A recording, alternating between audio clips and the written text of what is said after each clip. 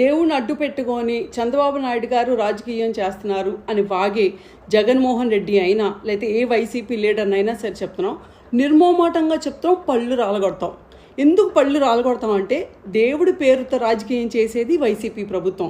దేవుడు, వరదలు, లేకపోతే శవాలు, ఏది ఎక్కడ అవకాశం వచ్చినా రాజకీయం చేయడానికి ముందుండేది వైసీపీ ప్రభుత్వం. ఆఖరికి ఇంట్లో సొంత చిన్నాన్ని చనిపోతే ప్రెస్ ముందుకు వచ్చి సిగ్గు సరం వదిలేసుకొని చంద్రబాబు నాయుడు గారు చేయించారని చెప్పి అబద్ధాలు చెప్పాడు ఆ రోజు. తర్వాత చెల్లెలికి ఆస్తి ఇవ్వకుండా ఇంట్లోంచి తరిమేస్తే ఆ చెల్లి బయటకు వచ్చి మా అన్నయ్య దుర్మార్గుడు, మాకు అన్యాయం చేశాడని ఆవిడ చెప్పుకుంటుంటే దానికి కూడా చంద్రబాబు నాయుడే వెనకాలండి చెప్పిస్తున్నారు అంట. అంటే ఇంత సిగ్గులేని ప్రభుత్వం వైసీపీ ప్రభుత్వం. 2014 నుంచి 2024 వరకు ఒక దశాబ్దం మొత్తం అబద్ధాల మీద బతికేసిన ప్రభుత్వం ఏదైనా ఉంటే అది వైసీపీ ప్రభుత్వం. అలాంటి ప్రభుత్వం ఈరోజు కుప్పకూలిపోయింది. 11 సీట్లు కూడా ఈరోజు నిలబెట్టుకోవాలని పరిస్థితికి వచ్చి కుప్పకూలిపోయి పార్టీలో ఒక్కళ్ళు కూడా నిలబడకుండా ప్రతి ఒక్కళ్ళు బయటికి పరిగెత్తుకొని వెళ్తున్నారు. అక్కడేదో ఒక దరిద్రం ఉన్నట్టు. అలాంటి పార్టీని అంటే సచ్చిన పావుని మళ్ళీ మేమెందుకు చంపుతావు?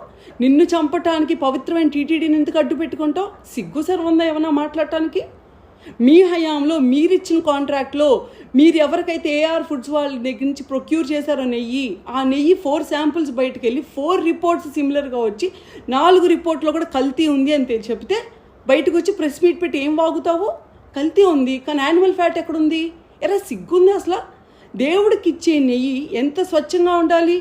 యానిమల్ ఫ్యాట్ ఉందని చంద్రబాబు నాయుడు గారు చెప్పారా? లేకపోతే మేమెవరైనా టీడీపీ లీడర్స్ మేమెవరైనా టెక్నికల్గా వెళ్ళి నిర్ధారించామా?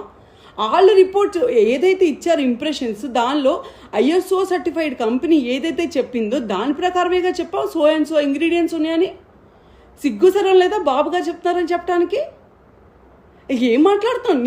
నువ్వు ఒళ్ళు కొవ్వెక్కి ఇప్పుడు నువ్వు వైజాగ్లో ప్యాలెస్కో నీ ఇంటి చుట్టూ ఉన్న గాడ్కో అయితే కోట్లు డబ్బులు ఖర్చు పెట్టుకున్నావు. అంటే తిరుమల తిరుపతిలో ప్రసాదంగా పంచే ప్రసాదానికి కక్కుర్తి పడతావా? ఊరందరికీ తెలుసు 300 రూపాయలకి ఎవడరా ఇచ్చేది? ఎవరిస్తారు? ప్యూర్ గీ వస్తుంది ఎక్కడైనా? అంటే ఎంత కల్తీ జరుగుతుందని ఆ మాత్రం స్పృహ లేకుండా బతుకుతున్నారా? అంటే ఇప్పుడు ఇది ఒక్కటే కాదు, రివర్స్ టెండరింగ్ కానీ కక్షపూరితంగా కానీ ఎన్ని సంస్థలు నాశనం చేశారు. ప్రతిదీ ప్రక్షాళన చేస్తాం. మీరు ఇలాగ దొంగ నాటకాలు ఎంత ఆడినా రాష్ట్రంలో జనాల్లో ఎక్కడైనా సరే సానుభూతి కోసం పిచ్చి ఏడుపులు ఎన్ని ఏడ్చినా సరే ఈరోజు మేము ప్రజలకి ప్రామిస్ చేసాం, మేము ట్రాన్స్పరెంట్గా ఉంటాం. మేము ఎక్కడైనా తప్పు చేస్తే we are ready to face the music.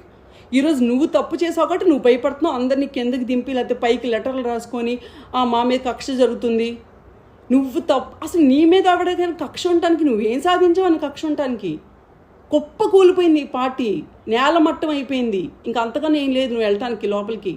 అర్థమవుతుందా? నువ్వు ఆల్రెడీ దిగిపోయి ఉన్నావు. సో మీరేంటో మీ స్థాయి ఏంటో గ్రహించి మీరు ఎవరితో మాట్లాడుతున్నారు, ఎలాంటి వ్యక్తి మీద మీరు నిందలేస్తున్నారో గ్రహించి మాట్లాడండి. 4 టర్మ్స్ సీఎంగా ఉండి 40 ఏళ్ళ నుంచి పాలిటిక్స్లో ఉన్న వ్యక్తి ఈ రోజు దాకా ఎవరిని ఒక మాట కూడా దాటి ఆయన ఆ లిమిట్ దాటి పరిధి దాటి మాట్లాడిన ఒక వ్యక్తి గురించి పిచ్చివాడు వాగుతున్నావా?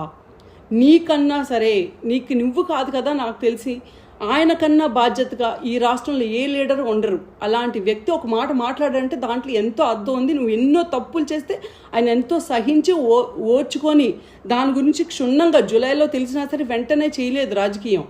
దాని గురించి క్షుణ్ణంగా కమిటీలు వేసి తెలుసుకొని ఈరోజు బయటకు వచ్చి స్టేట్మెంట్ ఇచ్చాం. మూసుకొని ప్రూవ్ చేసుకో, లేకపోతే అందరికీ ప్రజలందరికీ ఎవరైతే నువ్వు ఆ లడ్డూలు కొనుక్కున్నారో వాళ్ళందరికీ సారీ చెప్పు.